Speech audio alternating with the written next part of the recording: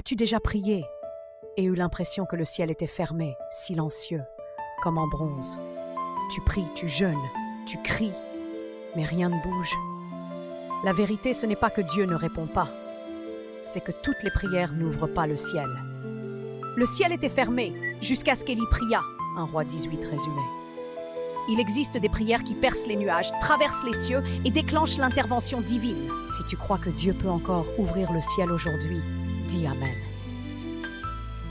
Les prières qui ouvrent le ciel sont des prières alignées. Jean 5,14. Si nous demandons quelque chose selon sa volonté, il nous écoute. Beaucoup prient selon leur volonté, mais peu prient selon la volonté de Dieu. Analogie. La clé et la serrure. Tu peux avoir une clé, mais si ce n'est pas la bonne, la porte reste fermée.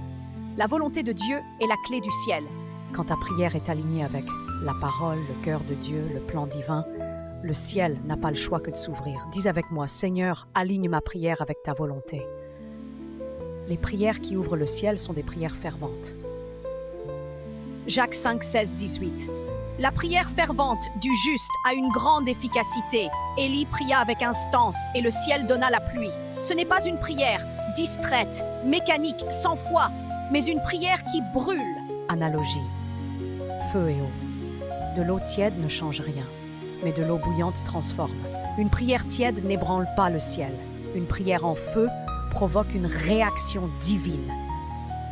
Est-ce que quelqu'un ici est prêt à prier avec feu? Dis oui! Les prières qui ouvrent le ciel sont des prières pures. Ésaïe 59, 1 et 2. Ce ne sont pas les mains de l'Éternel qui sont trop courtes, mais vos fautes qui mettent une séparation. Le péché non confessé ferme ce que la prière essaye d'ouvrir. Prenons l'exemple d'un mur invisible. Tu parles à quelqu'un à travers un mur épais, tu cries, mais le son est bloqué. Le péché est un mur spirituel.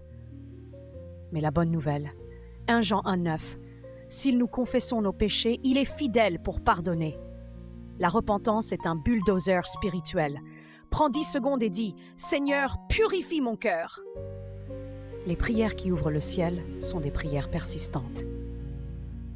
Luc 18, 1. Jésus leur dit une parabole pour montrer qu'il faut toujours prier et ne pas se relâcher. Certains abandonnent juste avant l'ouverture. Exemple de 2 mineurs. 2 mineurs creusent pour trouver de l'or. L'un abandonne à 1 mètre, l'autre persévère et trouve le trésor. Beaucoup arrêtent à 1 mètre du miracle. Ne lâche pas, dis à ton voisin, continue à prier. Quand le ciel s'ouvre, les conséquences sont visibles.